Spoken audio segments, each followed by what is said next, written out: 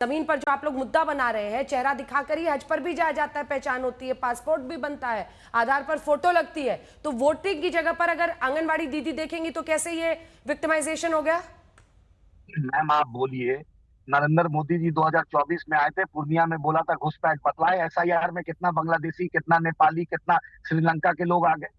झूठ की तो सौदागरी बीजेपी करती है। नवाज शरीफ क्या बिरयानी मोदी जी खाते हैं, और पाकिस्तान से किसको जोड़ते हैं बार बार। ऑपरेशन सिंदूर के बाद यही बैरिस्टर असदुद्दीन ओवैसी साहब को भेजा गया। और बिहार में बिजली के लिए यही बारसोई कटिहार में गोली कांड हुआ, बिजली मांगने के लिए 2 लोग को गोली मार दी गई। 1 रुपया नीतीश जी की सरकार ने नहीं दिया। इंसाफ, सीमांचल की बाढ़ की तबाही पे कुछ नहीं हुआ, बिहार को स्पेशल स्टेटस नहीं मिला। नरेंद्र मोदी जी ने डीएनए जांच किसका कराया था, आप ही बताइए। यही नीतीश कुमार जी का डीएनए कराया था ना। पटना यूनिवर्सिटी को सेंट्रल यूनिवर्सिटी का स्टेटस नहीं मिला, सीमांचल को स्पेशल स्टेटस नहीं मिला, बिहार को स्पेशल स्टेटस नहीं मिला। एएमयू किशनगंज को 1 रुपया नहीं दिए, एक मुसलमान को टिकट नहीं देते, एक मुसलमान मंत्री नहीं है। किसकी बात करते हैं? ठीक है, जवाब दीजिए इसका सुधांशु जी। एक मुस्लिम उम्मीदवार आपको पूरे बिहार में नहीं मिला, एक मुस्लिम उम्मीदवार। हाँ, मैं एक बात कहना चाहता हूं। जो लोग ये कह रहे हैं बिहार को कुछ नहीं दिया, तो मैं दर्शकों को याद दिलाना चाहता हूं, सिर्फ 1.25 साल पहले की तो बात है।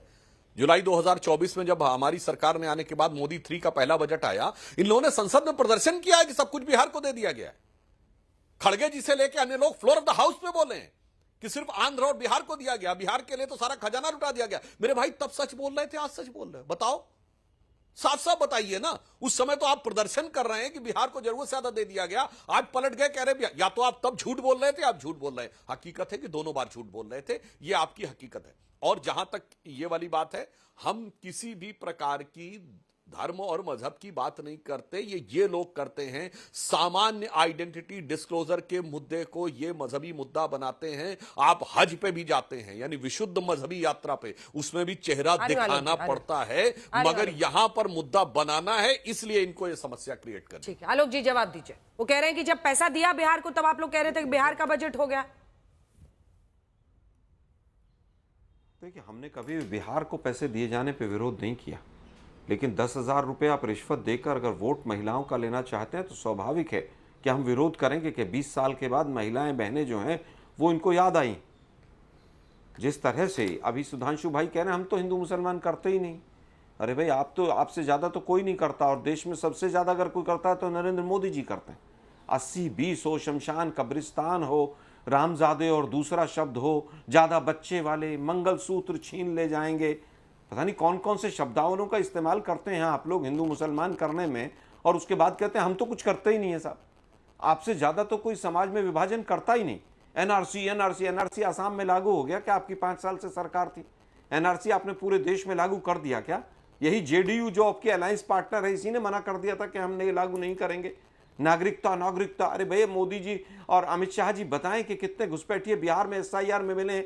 आपके पास कोई आंकड़ा है? इलेक्शन कमीशन तो दुम दबा के भाग गया। वो तो 500-700 लोगों ने कहा कि साहब ये हैं, और 200 लोगों ने खुद मना कर दिया है, 200 लोगों का हम नाम काट देंगे। मतलब यहाँ तो अभी तो घुसपैठिया सबसे बड़ा मुद्दा बन रहा था। झारखंड में भी बना, दिल्ली में भी बना, बिहार में भी बनाना चाह रहे थे, लेकिन आज आप बिल्कुल किसी भी चीज पे कोई घुसपैठिया शब्द मुंह से निकालने को तैयार नहीं है। देश के प्रधानमंत्री के 4 भाषण उठा लीजिए एसआईआर होने के बाद, आप घुसपैठियों को भूल गए। अमित शाह जी भी भूल गए। कल से वहां बिहार में इतने लंबे लंबे भाषण हो रहे हैं, कोई घुसपैठिया शब्द की बात नहीं कर रहा है। दुर्भाग्य ये है कि आज भी आप जो आज के ज्वलंत मुद्दे हैं उनको नहीं किसी भी रूप में आगे लाना चाहते हैं। अध्यादेश फाड़ा नहीं गया था। राहुल गांधी ने केवल ये कहा था कि इस तरह का अध्यादेश, एक तरफ आप अगर भ्रष्टाचार से लड़ रहे हैं और इस तरह का अध्यादेश आता है तो अगर मैं चाहूं तो उसको डस्टबिन में फाड़कर फेंक देना चाहिए। और उसी की वजह से आज ये है कि बहुत सारे जो घुसपैठिए का मुद्दा अभी भी उठा रहे, एक बार सुना देते हैं। गृह मंत्री अमित शाह ने क्या कहा है आपको सुना देते हैं। कल इंटरव्यू में उन्होंने कहा कि डिटेक्ट, डिलीट, डिपोर्ट, उन्होंने कहा कि इस पूरे प्रोसेस में हम करेंगे और बहुत अग्रेसिवली हम सारे घुसपैठियों को हटाएंगे, जो बांग्लादेशी उनको वोट नहीं करने देंगे। वो अभी भी बोल रहे हैं, कल बोला। एक बार सुना देते हैं, आप जवाब दे दीजिएगा, सुनाइए।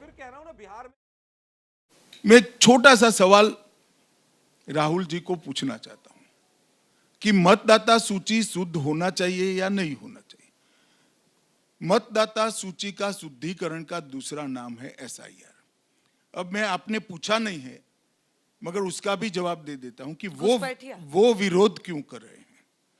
वो विरोध इसलिए कर रहे हैं कि 2003 के बाद इस देश में ढेर सारे विदेशी नागरिक फर्जी तरीके से देश की मतदाता सूची के अंदर अपना नाम ऐड कराने में सफल हुए हैं।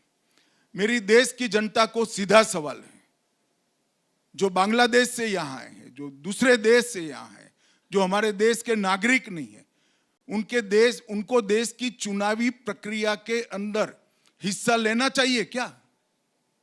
हमारे संविधान ने तय किया है कि मतदाता वही बन सकता है जो इस देश का नागरिक होगा। हमारी कानून ने तय किया है कि मतदाता वही बन सकता है जिसकी आयु 18 साल के ऊपर होगी। तो गृह मंत्री तो अभी भी इस मुद्दे पर अग्रेसिव है, लेकिन घुसपैठिए का मुद्दा जेडीयू के नेता नहीं उठाते। जाजे, आप लोगों को क्या लगता है? जैसे झारखंड में ये मुद्दा बिल्कुल फेल हो गया बीजेपी के लिए, आपको तो मुस्लिम वोट भी चाहिए ना। और एक बात बताइए, हमने बहुत सिस्टमेटिक रिमार्क इस पर हमेशा दिया है। हाँ। हम ऐसा मानते हैं कि घुसपैठ की जो समस्या है वो पूरे देश में जितने भी बॉर्डर के इलाके हैं उसमें शुरू से रही। सरकारें बदलती रही, बढ़ती रही, गिरती रही, उसके बावजूद ये समस्या रही। सबसे बड़ी बात यह है कि जो भी मौजूदा सरकारें हैं उनकी जवाबदेही बनती है कि इस तरह की समस्याएं नहीं है।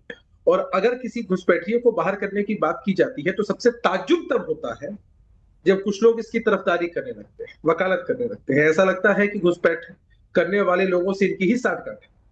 हमें तो लगता है कि विपक्ष के साथियों को एक बहुत खुले मन से हमेशा इस बात का समर्थन करना चाहिए कि भाई अगर कहीं घुसपैठ की समस्या है, कोई जानकारी है तो साझा की जाए और ऐसे लोगों को बाहर का रास्ता दिखाया जाए, ताकि एक स्वस्थ और मजबूत लोकतंत्र की नींव रखी जा सके। और कोई हमारी लोकतांत्रिक प्रक्रिया को यदि किसी भी माध्यम से प्रभावित करने का प्रयास कर रहा है तो हम इसके समर्थक नहीं है। हमारे लिए सबसे बड़ा एजेंडा न्याय के साथ विकास रहा है, लेकिन साथ ही साथ ऐसी कोई भी समस्या ज्वलंत रूप से हमारे सामने आती है तो बड़ी बेबाकी के साथ हमने इस पर अपना पक्ष रखा है। और हमें लगता है कि ऐसे मुद्दे राजनीति के लिए नहीं होते, ऐसे मुद्दों पर पक्ष और विपक्ष नहीं होते।